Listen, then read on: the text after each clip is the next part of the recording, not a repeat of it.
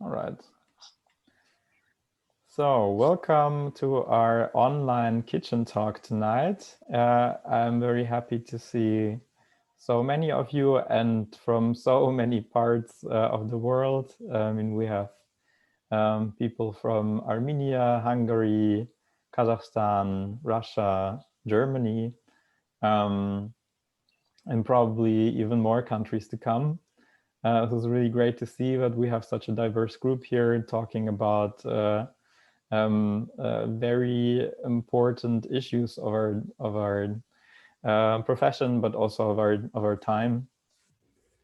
We will talk about some of the great crises that are facing us. The crises of trust on one hand between consumers of news and producers of news, but also the crisis of financing. Yeah, we'll try to give some answers to that, although yeah, maybe some things can only be resolved in the discussions that follow. So about the format, about the online kitchen talks. The kitchen talk started as an offline format during our media conferences when that was pre-corona times, long ago, when offline meetings were the norm. And our media conferences used to take place in a different country every year when local journalists would invite their international colleagues to their homes for some wine or beer. And these were the little highlights in the conference program. And in the online version, we are trying to do the same.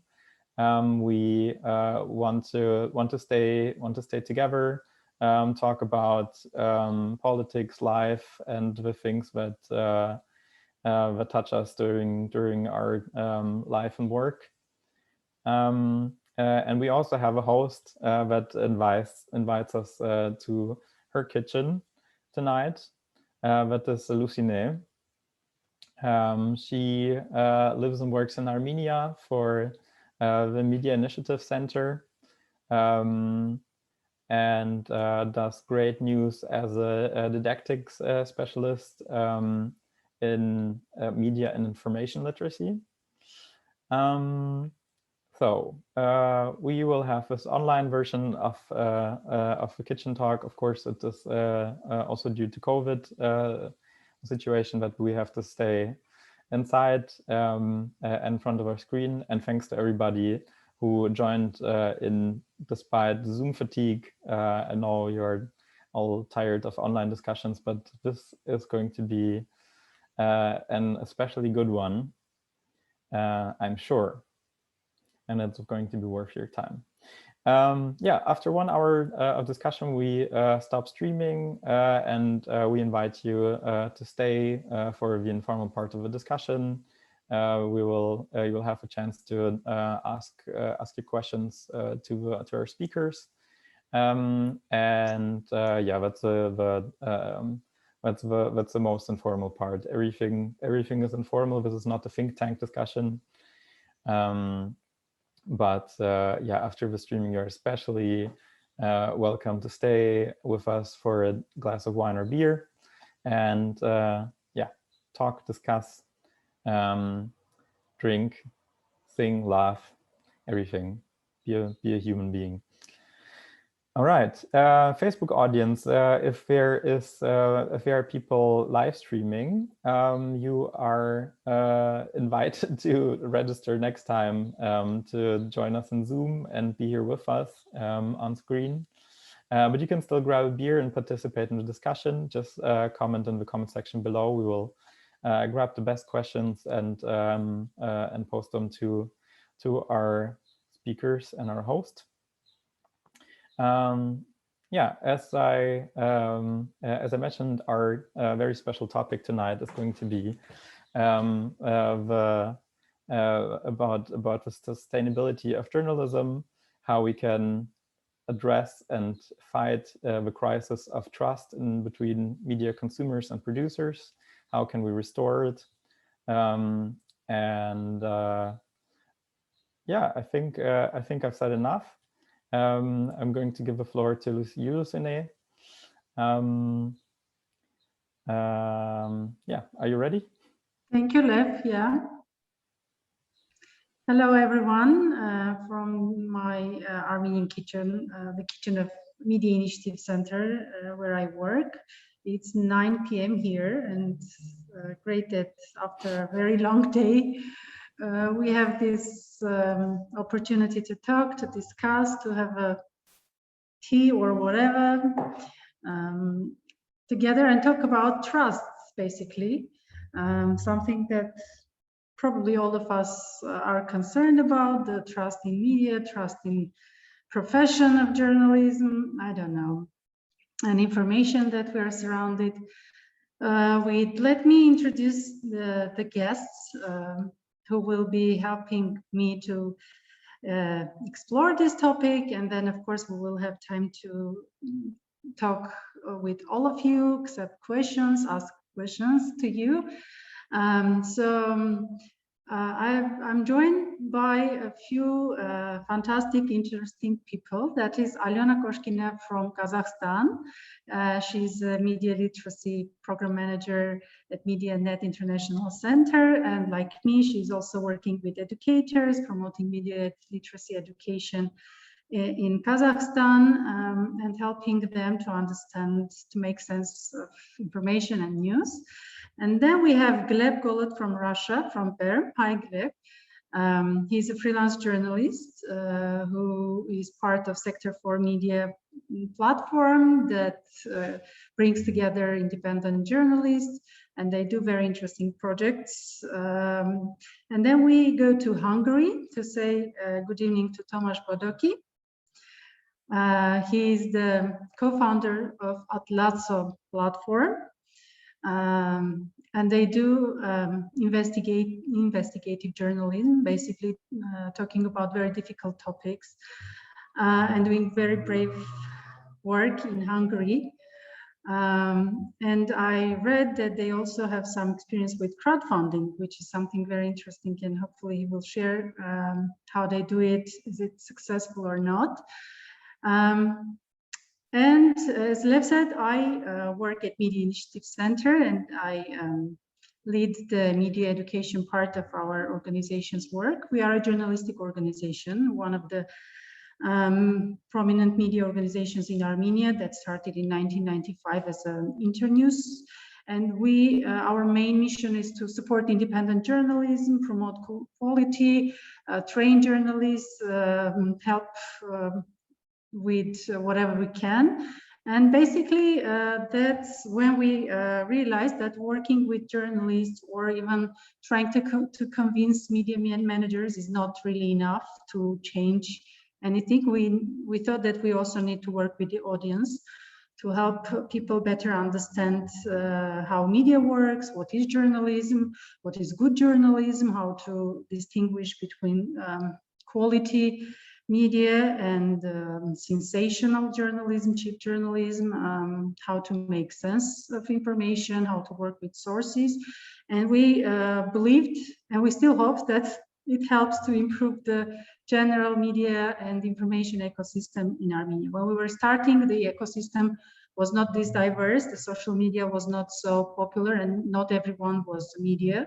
Today we are talking about very different situation and reality, where trust has become a really major issue. And I think it's not only a local phenomenon, it's not only a phenomenon of, I don't know, post-Soviet countries where we have the tradition of not trusting governments or official sources.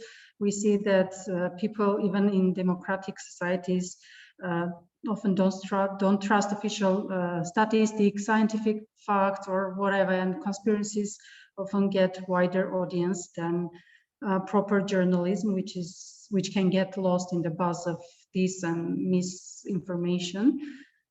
So that's what we will be discussing today: how media on one hand and media literacy educators or people who are working with the audience on the other hand can rebuild this bridge between the audience and media, develop the trust, and whether that trust can transform at some point to real support to independent media.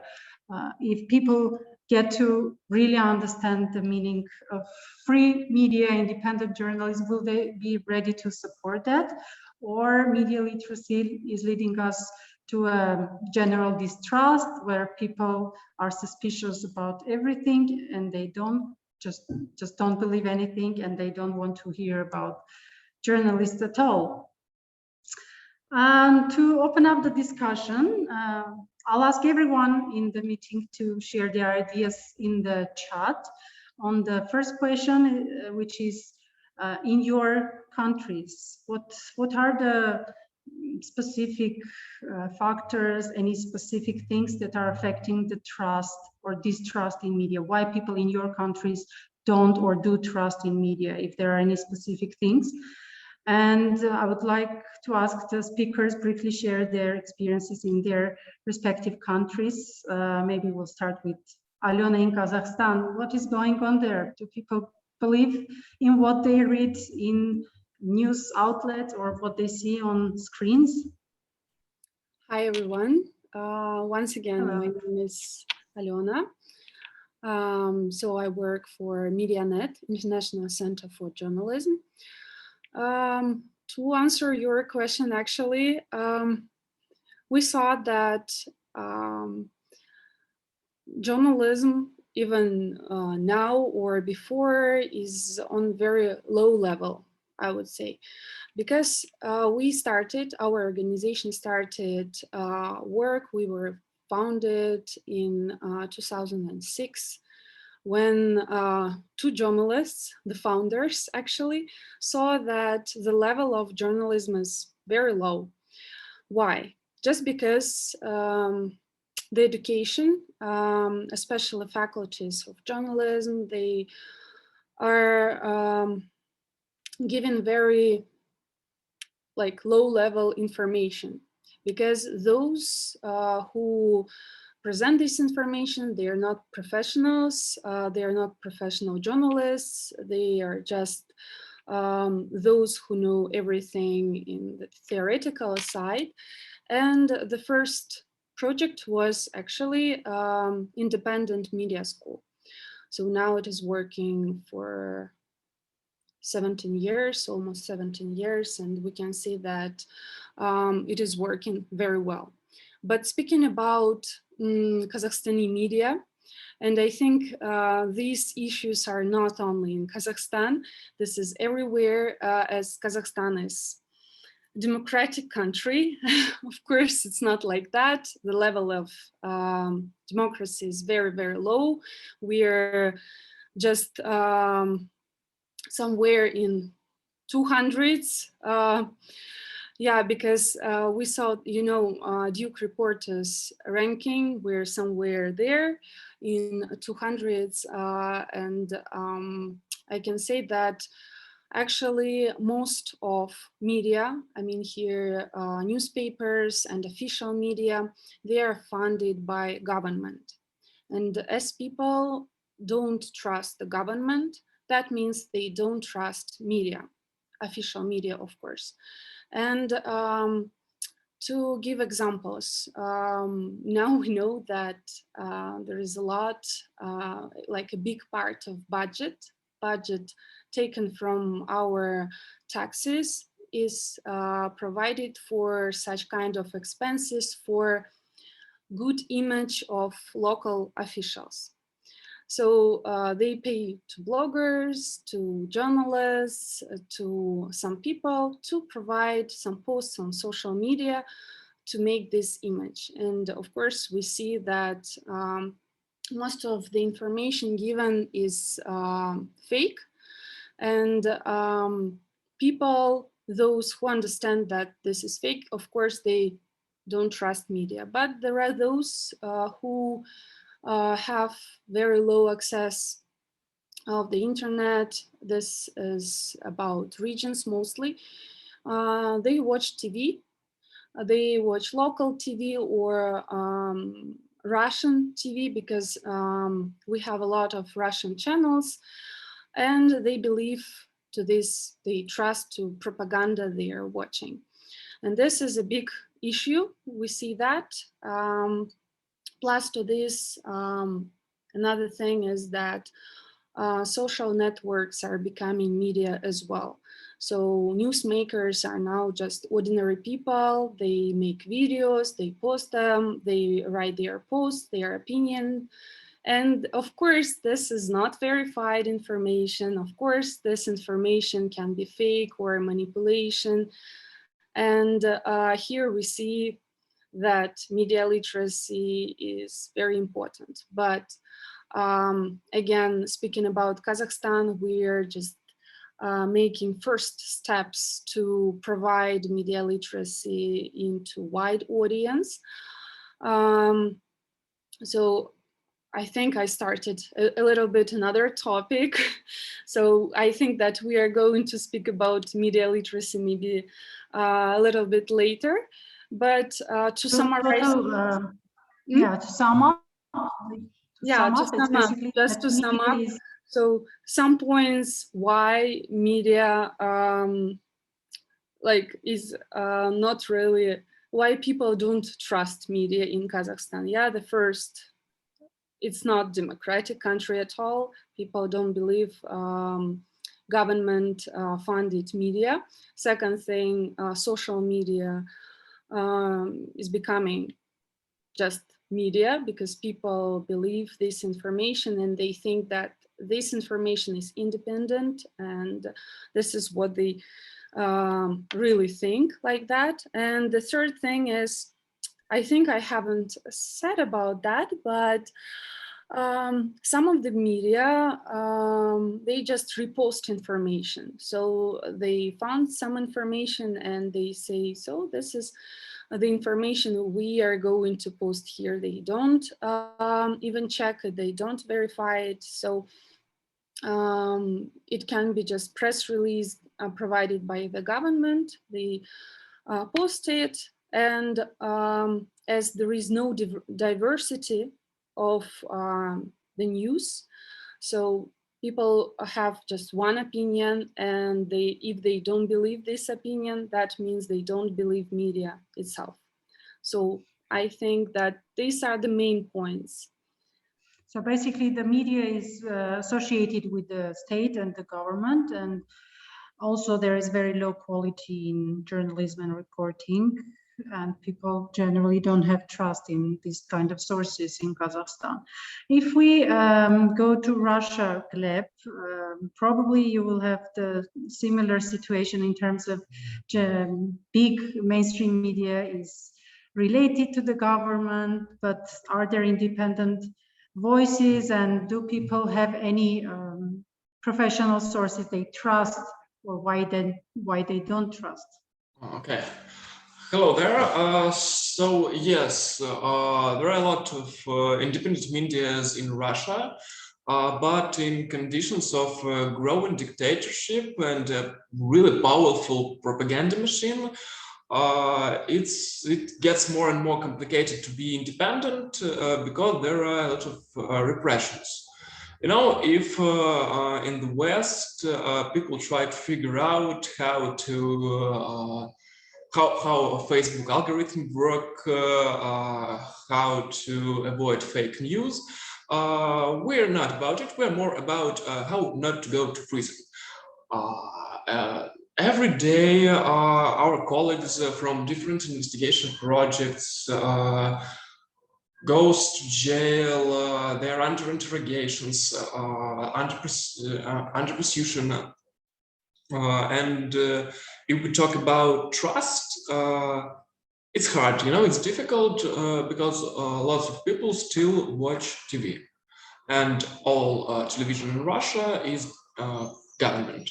It's not the only independent channel, TV Rain, maybe you heard about it, was based in the internet like 5 years ago.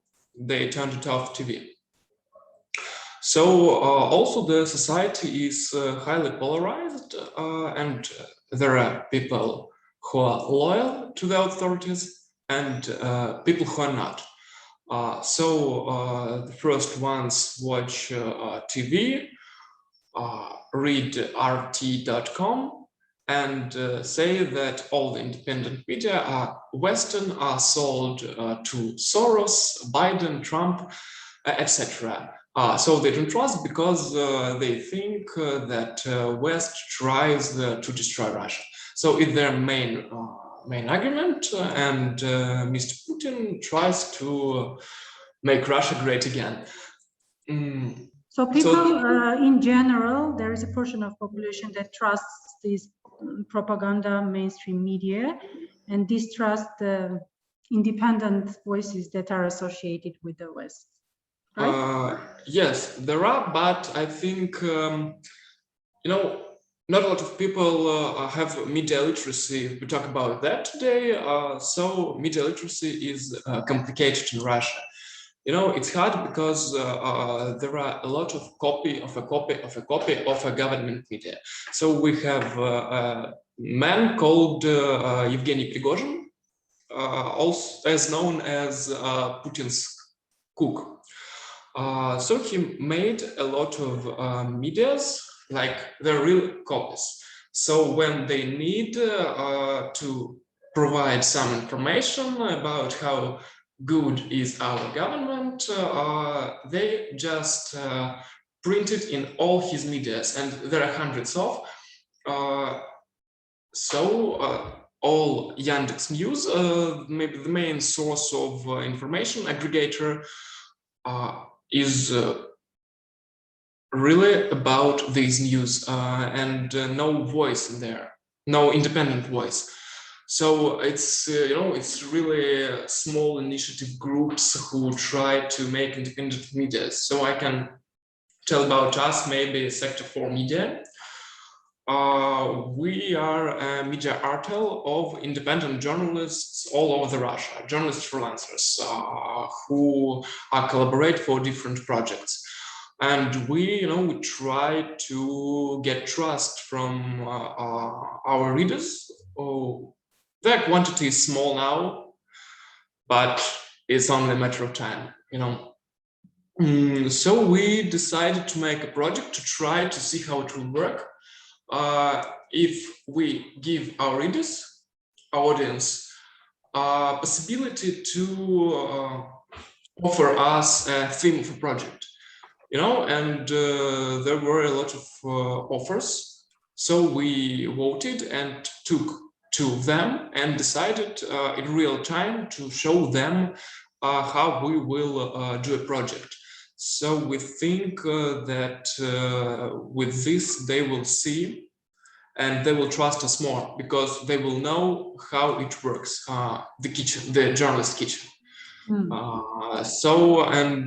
The other way to progress in trust and make us more trustworthy, we decided to make a shop of artifacts called different things in Russian.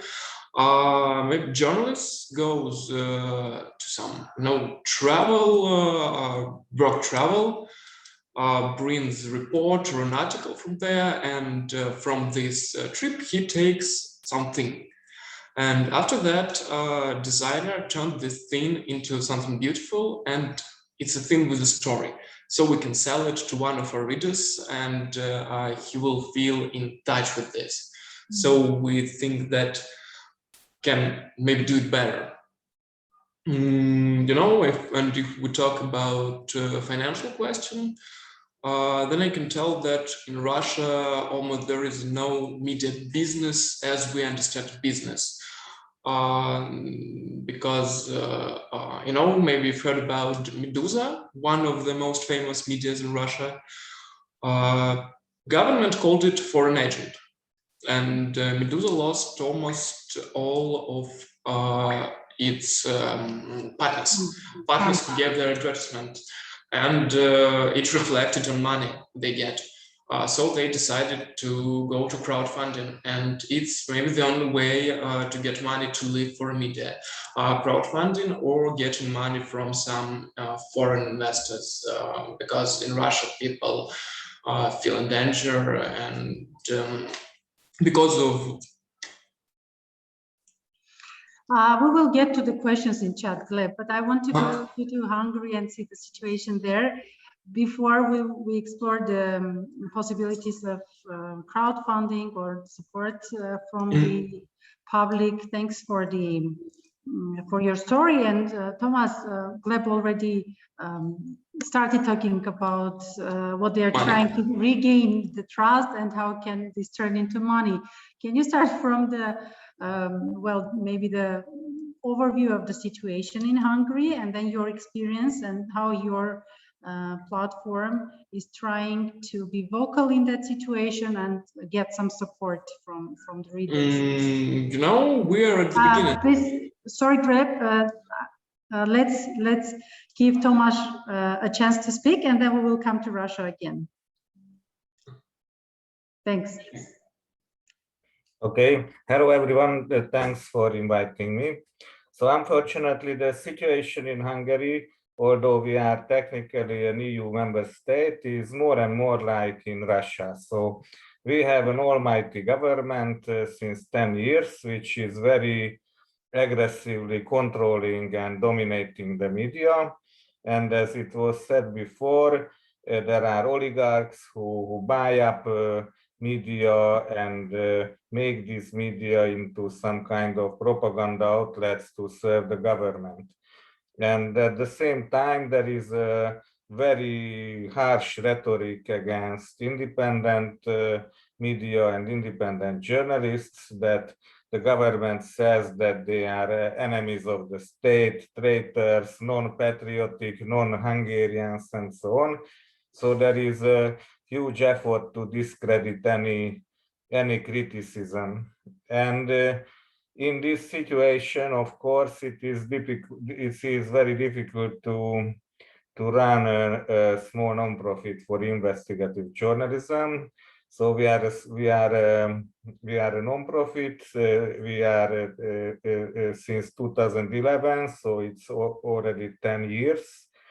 And the situation was continuously deteriorating. So first they went after our Western donors. So we had some projects from the Norwegian NGO fund, and then it was cancelled in Hungary. Then the Open Society Foundation was chased out of Hungary. So basically what the government does, we won't go to prison, but they try to cut all funding sources. So basically there is only the government or the state remains as a funding source for journalism. That's their strategy. And in this situation, we do a lot of crowdfunding. We realize that we have to show legitimacy through crowdfunding. So it's not enough to have the Western institutional donors, but we need to have the financial support of the audience. So I guess we are now maybe 60% crowdfunded, and we utilize a number of ways to ask for money from the audience. So it can be PayPal or bank transfer, or there is a law in Hungary that you can offer 1% of your income taxes to a non-profit, and we can campaign for that. So I guess we did a lot to become financially independent, not only from the government, but also from the big Western donors. And how your media, your platform is surviving? I know you said you're doing crowdfunding, but what's the proportion? Like how much money you can raise with people's donation? I would say it's 60 to 70% of our yearly budget comes from crowdfunding now. So the largest part of the budget comes from the audience. Excellent. Is it a unique case in Hungary, or that's already a norm for many organizations and media? Not anymore. It's earlier, I would say a few years ago, it was unique, or 10 years ago, it was unique to crowdfund the media. But this government is not only not subsidizing any other media than the propaganda outlets, but also it deters the market-based advertisers. So more and more independent outlets are suffering from this situation that they don't have state support, they don't have market advertisement, and in increasing number they turn to the audience and ask the audience. So nowadays I think all of the major independent outlets run some kind of crowdfunding campaigns because they realize that they can't survive without that. And also the audience realize that they won't have anything else than government propaganda if they don't donate to independent media. Thank you, Tamás. Very interesting that in that situation, people have that understanding and they realize they need to support. And I think, well, at least in my country and in many other, especially post-Soviet countries, that's not the case. Maybe it's also because Armenia is a very small country. In large countries with large population, maybe it's more possible and doable to get support from the society, from people. We have one question in chat. Please feel free to add more. We will soon get to that questions. Just before that, I want to ask, Gleb already started talking about it, and Alyona that is doing media literacy work. I'd like to ask them whether they see any impact or change in people's attitudes towards media. For Armenia, if we're talking about any specific things, any specific factors, because a lot of things is similar. Well, we have a very specific situation here this year because we had war in 2020. Well, we had a revolution in 2018, and then we had a more open and democratic government. Interestingly, the previous government invested in media, and all the disinformation campaigns started coming from, let's say, oppositional media, which is very strange. And the fact checkers need to fight against this kind of information, mostly, not only. But we also had a war and post-war aftermath going on now in the country. There was war between Armenia and Nagorno-Karabakh and Azerbaijan. Not going into details, but that war, Armenian side was defeated, and that left people with a lot of distrust in media and official sources that were sharing their propaganda narrative that we are going to win, that we're not going to give up any lands, and so on and so on. And the situation is in the region in general, in Caucasus, is very sensitive right now, and the government and authorities are really failing to communicate properly with the media and with the society. And there is this general distrust, and even for independent media and even for fact checkers, it's very difficult to talk about trust and that you can rely on these kind of sources, because often even the official sources are not reliable, and it's very, very confusing and very polarized situation in the country. But working with these educators and students, we are really trying very hard to help them distinguish between the sources. And I know that in my country, very few, there are 1 or 2 cases media that has some crowdfunding successful experience. And we don't see that the level of media literacy is really transforming into that kind of support, financial assistance, and so on. Do you have any good cases in Kazakhstan, Alyona? Do you see that media literacy is helping, or maybe it's deepening the distrust and suspicion when we are talking about all the fake news and fact checking all the time? And please feel free to answer these questions in the chat as well, in your experiences, all of the participants. Please, Alyona.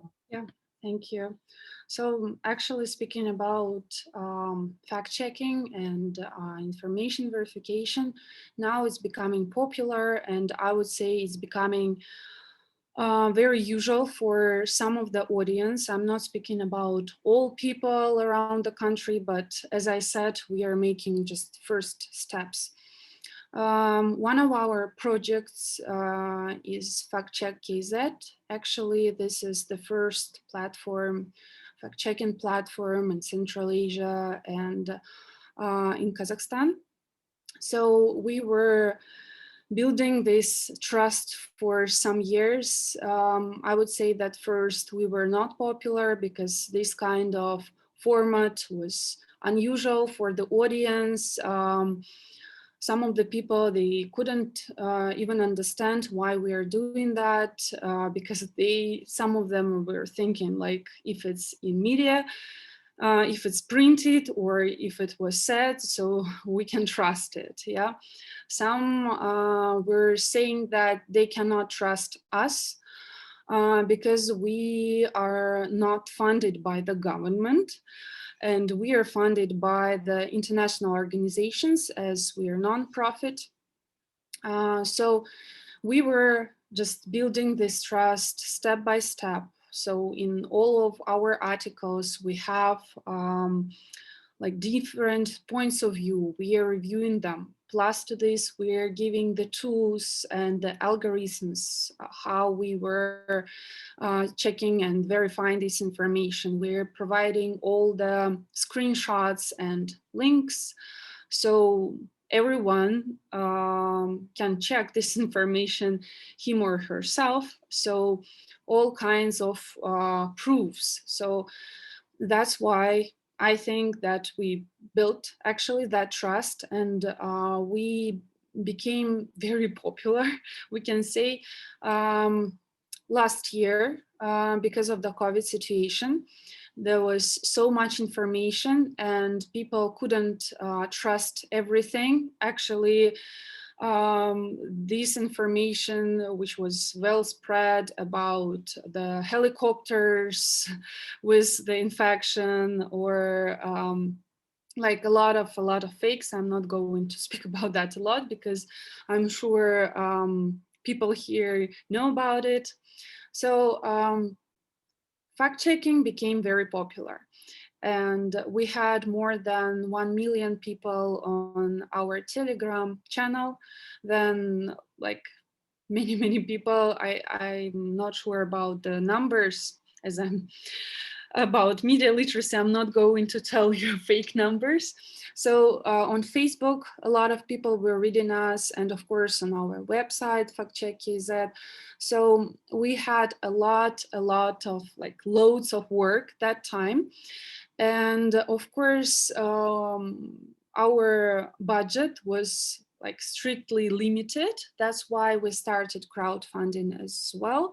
Now we have this button to donate, and we see that it is working. Actually, in Kazakhstan, it's not very popular. I wouldn't say this is unique because we had other examples when people and audience wanted to help journalists. For example, when there were some explosions of military, military place in Aris. This is a small region. There were some explosions and it was difficult to understand what was going on. There was a panic, and the journalists from one of independent organization, they wanted to go there and provide like real information, news. So they started this crowdfunding campaign, and for just 24 hours, they received enough money to go there, and it worked. So I can say that now people, like it is in other countries, are becoming more and more like providing their own information in a quite a good quality, not most of them, but some, and they want to receive such information, independent, verified, and the information not only from like officials, but something that they really can trust. So I think that we are just starting, and hope that the journalists from other media who are trained again by us to fact check, to verify the information, they start doing it well. Thank you, Alyona. Of course, the trust in media is not like that simple. It's not that if they better understand who we are, they will trust us immediately. Of course, there are political things, connected to, I don't know, ownership of media, legal system, and business market, and so on. But you might be familiar with the Oxford Internet Institute Digital News Reports, and they did a report on trust in news. And what they found that people's attitude towards media is generally based on their association with the media brand, the general familiarity and the likability of that brand. They don't really know much about journalistic work, or how the decisions are made in the newsrooms, how this works, and this is not something they know and they base their trust on. Gleb, you said that you are trying to open up your newsroom kitchen to the public and explain, be transparent, explain how you work and let them know how you make your decisions. Is that right, how you do it, and do you think it is working? I can still say, because we're at the beginning of the projects, and Section 4 Media is a new platform itself. But we try, and I think it will work. How you are doing it? Every week we do a post in Facebook public about the process of work. So both projects are in the beginning, but we think it's a good way to make it trustworthy, you know, because as Alyona previously mentioned, the best way to make your audience trust you is to involve it, to make them feel like they can find the information you provide them themselves. That's how I think it's going to work. I hope so. Do you think it is also a journalist's responsibility to educate people, to help them be more media literate? Like explain how it works, how to understand news, and so on. Sure, it is. It would be good to find some time for it, to make people know how it works. I think it's also our mission, our purpose, because we're interested in it. The more people understand how we work, the more they read us. So I think that's how. Tamás, Christian in the chat is asking about your experience and the strategies you're using for successful crowdfunding. Could you please share those, and also elaborate more about the journalistic end of communicating with the audience, being transparent, opening up the processes, education policies? Is it important to explain how you work, and why is it important? Yes, it's very important, because in Hungary the media is very polarized, and therefore the audience is also very polarized. So there is the pro-government media and the pro-government audience, and the pro-government, and they think that we are not trustworthy, because they are being told all the time that independent media is serving foreign interests and so on. So it's very difficult to find a way to talk to these people. At the same time, there is the audience which does not agree with the government and which is desperate about the democratic backsliding in Hungary. And they are very much pro-independent journalism. So in a way, they see independent journalists as their voice and their representation in the media space. And they are very easy to convince to donate and so on. So this is a very special situation. And my 2 cents would be that you always have to do something first and then ask for money. So there have been some projects in Hungary which wanted to do a big crowdfunding and promised to start something, some outlet later, and these did not work. What works in Hungary that we do good stories, and when we have a really good story and big scandal, then we say, okay, if you want more of this, then please support. So you have to, so you have to be first, you have to be a good journalist and a good media outlet, and the audience tends to reward if you come up with something really interesting. Right.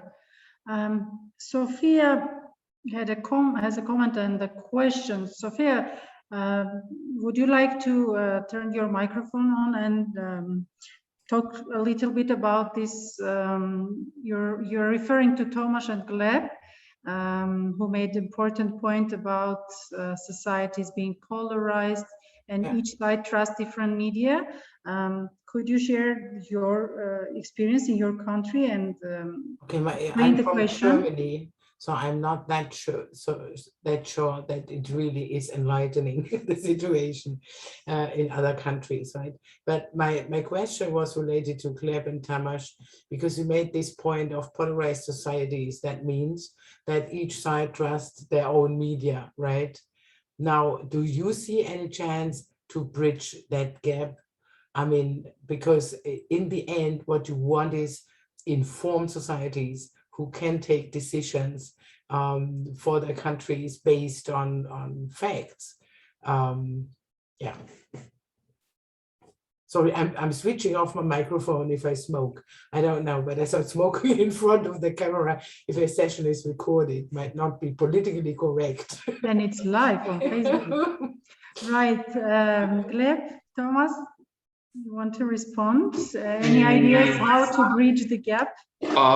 Really, no, I thought about it, but we again go to the point of media literacy.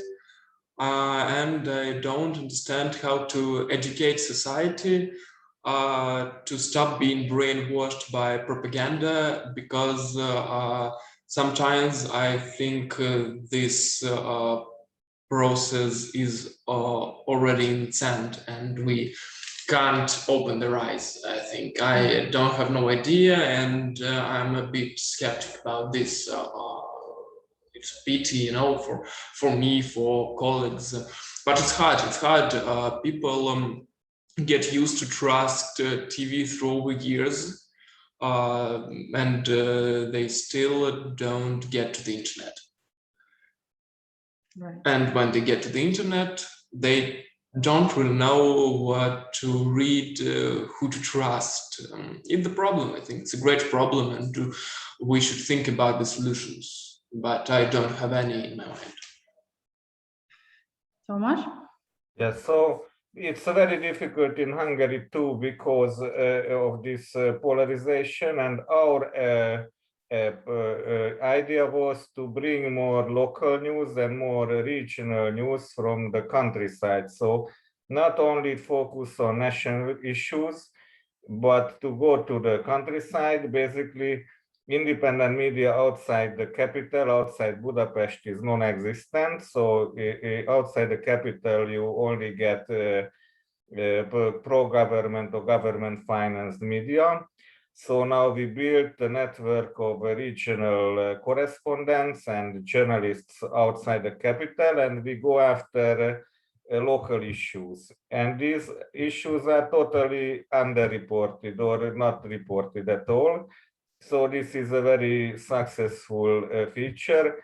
And this targets the audiences outside the capital who are most likely to vote for the governing party.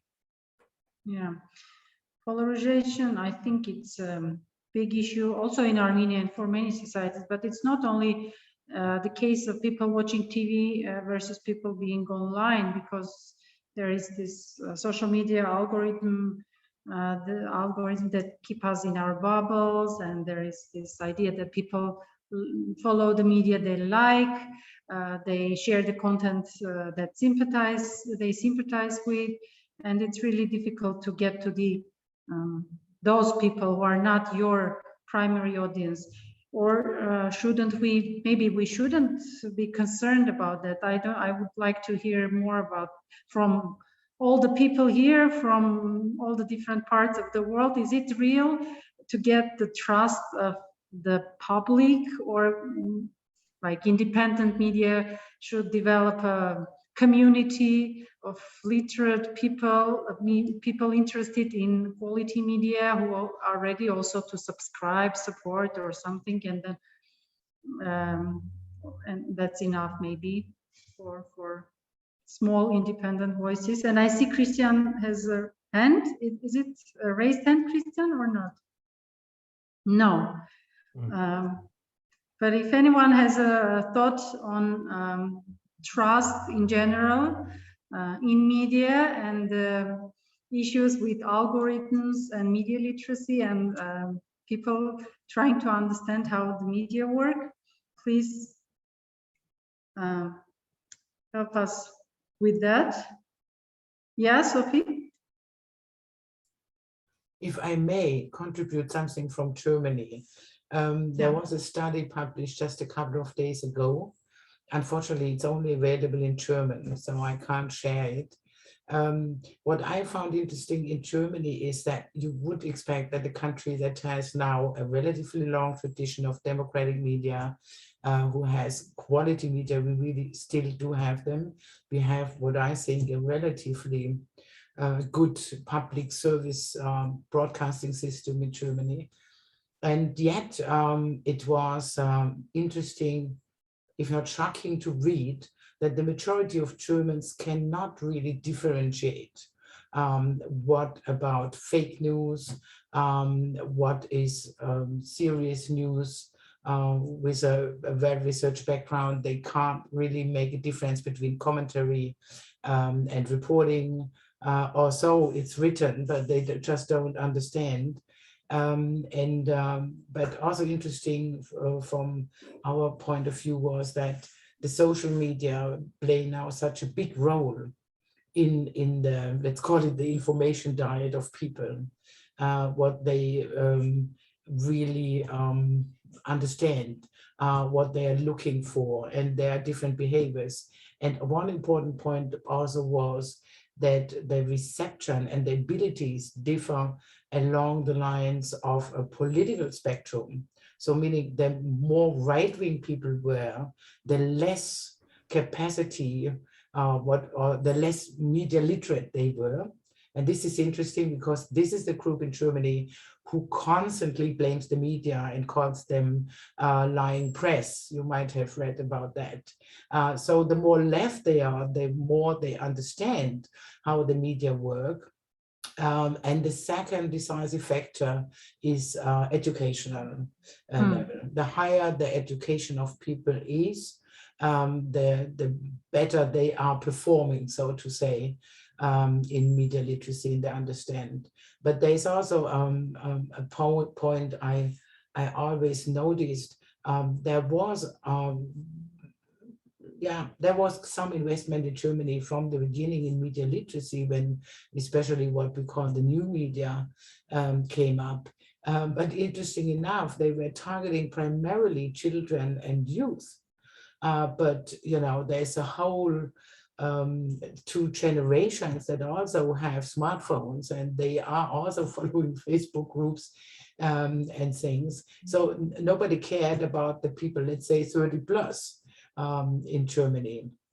But this is, I think it's a very different problem from what you have. But we see also the tendency of a polarization. We are not yet a polarized society, but you know, we have, let's say, now extreme ends in the political spectrum we didn't have before, especially to the right.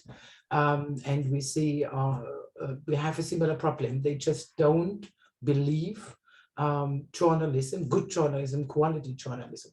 They just deny facts and they stick to this mystic something and all kinds of conspiracy theories and whatever, because that is really in accordance with their worldview. And also interesting, I found that the researchers themselves mentioned the opinion that it is not possible to reach these groups with information. So you don't need to invite them for any media literacy classes. They are just not interested. They don't believe in it. Okay, so maybe it's. Do you think that journalists and media have something to do to change the situation? Like, is it our fault as media or organizations or news outlets that people don't trust us, even if we are doing good job, like if we are doing proper journalism, but they don't trust us? Or it's something beyond us and it's the platforms and algorithms that... If you ask me about the German situation, yeah. I'm only talking here about Germany. I've worked as a journalist for quite some years, and I would say yes. One factor was, which Tamás took up, we didn't listen enough to our readers, to our audiences. You know, it was like a closed circle journalist. When I was trained, the criterion, what was a good article, was not set by the interest of our readers. It was set by the colleagues. If my colleagues said, wow, that's a good article, it was a good one. And for the rest, we didn't care. This is true for most of the newsrooms. It has changed. A second factor definitely is a lack of transparency. We didn't allow our audiences to follow up what we are doing. We didn't, you know, tell them. And it was also mentioned, I said, by Gleb and by Tamás, that this is a factor they took into consideration. Let the people understand what are the steps and why do we take several decisions. And the third factor, I think, was what is scientifically called the news values, which is the criteria, our selection criteria. It is also changing. I see that new concepts of journalism are getting more interest all over the world, are now developed, it's called constructive journalism, solution-focused journalism, but it also is connected with in-depth research. And there we have then the same problem. Who is paying for that? Because that takes time, far more time as the usual kind of agency related journalism to do this research. So we are sharing also a problem in fundraising and how to sustain the high quality of the system. And there are political discussions. Thank you so much, Sophie. I would agree with you. And I also think that today, when everyone is in media and everyone has a phone in their pocket and they can post, people don't really understand the difference between a social media influencer and a journalist. Why would they trust media and not a person on social media who has thousands of likes and shares? I don't know. And if media is more transparent and explains people how they work and listens to the reader, then might have good influence on the general notion of trust. There is Michel writing about the media literacy and saying that obviously media literacy should be taught at school. However, introducing such a topic in the school curriculum developed by the state is highly unlikely, not just in Kazakhstan, Russia, or Hungary, but probably in most countries around the world. As we have a few more minutes, maybe Alyona can respond about Kazakhstan. In Armenia, I will say just briefly, we have new education standards, which now include media and digital competencies.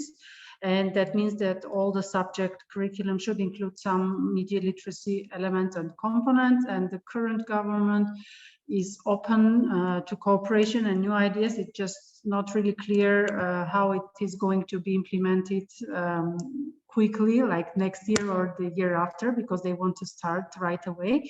But there is hope that we are going in that direction. And Alyona, what's the situation in Kazakhstan?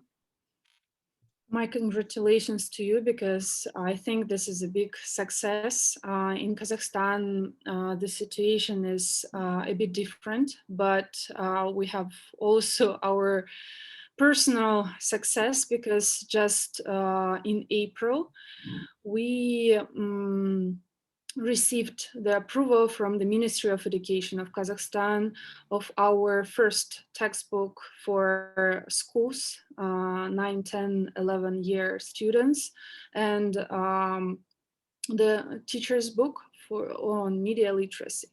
So we hope that we can do that as an optional subject. Of course, no one is going to let us like straight away to implement media literacy into educational system. Unfortunately, it is a very long way, but as it was approved, we think that we can start even this year. I mean, like starting from September. The first thing that we should do, we should, of course, train the teachers, because we can see that the level of media literacy is very low, especially in educators. Unfortunately, we started that process, but the textbook is ready. So this is a very good thing. This is shortly, because I can speak about that for hours. That was my project. I was working for that for 2 years, so long way. I can understand you, Alyona. And I think on that positive note, we can wrap up this official part, our discussions, the 1 hour. And I'll pass to Lev to close this session. And then I think we have some offline or not official discussions continuing. I see some people already having their wine and beer. We can keep that for another half an hour, but thank you very much for the discussions. Thank you, Gleb, Tomasz, and Alyona, for sharing your experiences and strategies and the method you're working, and all the interesting questions, and especially Sophie for the insights you shared with us. Thanks, n-ost, for the opportunity to have this discussion. And back to you, Lev. Right, thanks a lot. No, I thought it was a really nice, really interesting discussion. I had a lot of fun, at least. I hope you did as well. So please stick around for the informal part. Keep drinking your beer or wine, smoking your cigarette. Ask your questions to our really great speakers. I think we were really in luck with the people who came out to speak today, even this late at night. It's 11 p.m. in Kazakhstan right now, 10 in Armenia. So yeah, just a lot of thanks and gratitude to the speakers who took the time to do this event tonight. Yeah, so I think we can just continue where we left off. I think we were in a good flow in terms of discussing. Maybe we could go on a little bit, and a bit later we can maybe go into breakout rooms and get to know each other a little bit more. So that will be make the networking part